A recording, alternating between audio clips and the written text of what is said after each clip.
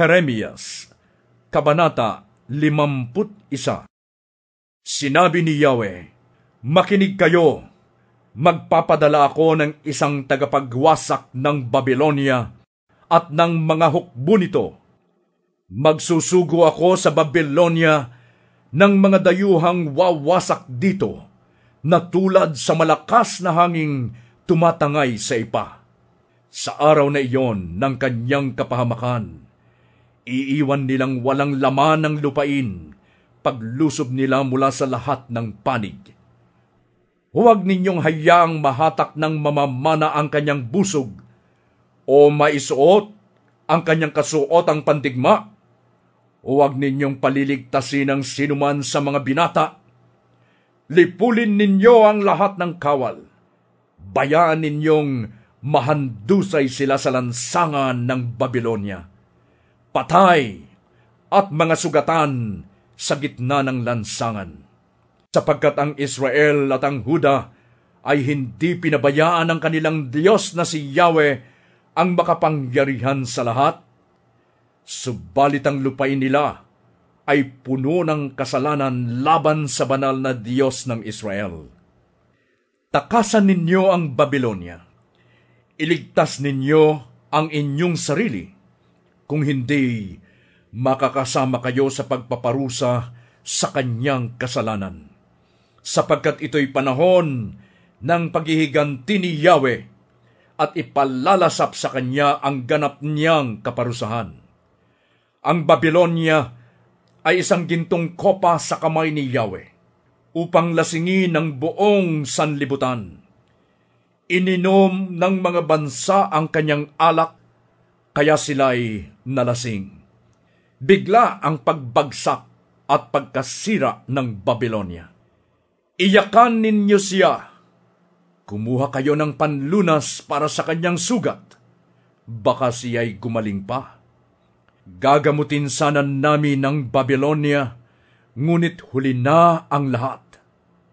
Iwan na natin siya at magsiuwian na tayo sa ating mga bayan, sapagkat abot na hanggang langit ang kanyang kapamakan. Tayo'y pinawalang sala ni Yahweh. Hali kayo. Ipahayag natin sa Zion ang ginawa ng ating Diyos. Ihasa ang mga pana, ihanda ang mga kalasag. Ginising ni Yahweh ang damdamin ng mga hari ng Media, sapagkat balak niyang wasakin ang Babylonia bilang paghihiganti ni Yahweh dahil sa pagwasak sa kanyang templo. Itaas ninyo ang watawat laban sa mga kuta ng Babylonia. Higpitan ninyo ang pagbabantay. Magtakda kayo ng mga bantay. Humanda kayong sumalakay, sapagkat binalak at ginawa ni Yahweh ang sinabi niya tungkol sa Babylonia. Kayong naninirahan sa tabi ng maraming ilog, nasagana sa kayamanan, dumating na ang inyong wakas. Tiyak na ang inyong kasasapitan. Si Yahweh na makapangyarihan sa lahat ay sumumpa. Ang sabi niya, ang Babylonia ay ipasasalakay ko sa makapal na tao, tulad ng mga umaataking balang, at isisigaw nila ang tagumpay laban sa iyo. Ang Diyos ang lumikha ng sanlibutan sa pamamagitan ng kanyang kapangyarihan. Inayos niya ang daigdig ayon sa kanyang karunungan. Iniladlad niya ang mga langit ayon sa kanyang kaunawaan. Sa dagundong ng kanyang tinig, umuugong ang tubig sa kalangitan. Pinaiilan lang niya ang mga hamog mula sa mga sulok ng sanlibutan.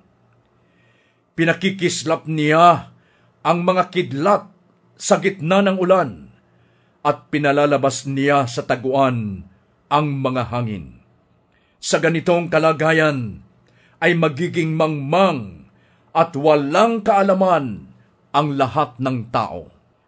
Bawat panday ay inilalagay sa kahihiyan ng nililok niyang Diyos-Diyosan, sapagkat hindi tunay na Diyos at walang buhay ang kanyang ginawa. Walang kabuluhan ang mga iyon at dapat sumpain, malilipol sila pagdating ng araw ng pagpaparusa sa kanila.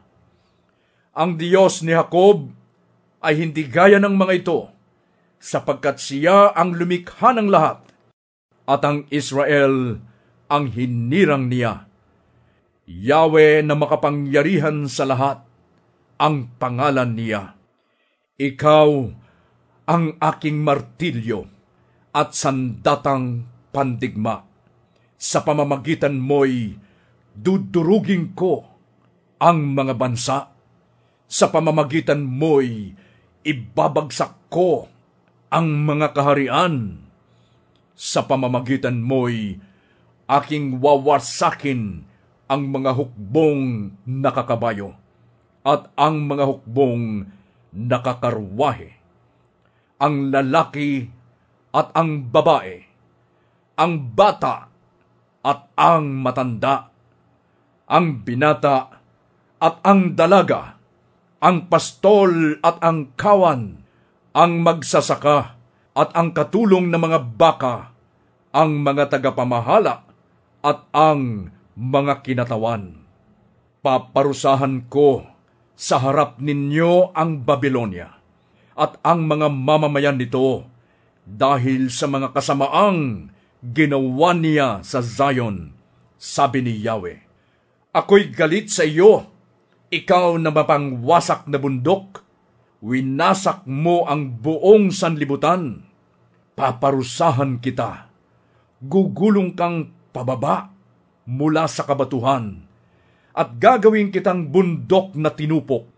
Walang batong makukuha sa iyo upang gawing panulok o kaya'y pundasyon.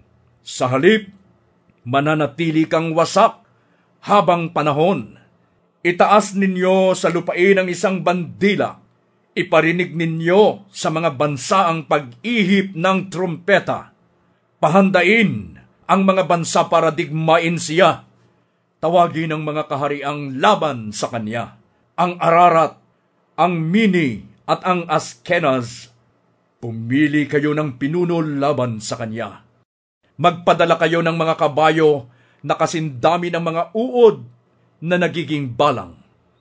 Humanda sa paglaban sa kanya ang mga bansa, ang mga hari sa Medo, kasama ang kanilang mga pinunot, kinatawan, at ang bawat lupaing nasasakupan nila. Nanginginig at namimilipit sa sakit ang lupain, sapagkat hindi nagbabago ang pasya ni Yahweh laban sa Babylonia. Sisirain niya ang lupaing ito. Wala nang maninirahan dito. Tumigil na sa pakikipaglaban ang mga mandirigma ng Babylonia at nanatili sa kanilang kuta. Sila'y pinanghinaan na ng loob na parang mga babae. Sinunog na ang kanilang mga tahanan. Nawasak na ang kanilang mga pintuan. Nagkakasalubong sa pagtakbo ang mga inutusan. Sinasalubong ng isang sugo ang kanyang kapwa-sugo. Sasabihin nila sa hari ng Babylonia na nasakop na ang lahat ng panig ng kanyang lungsod.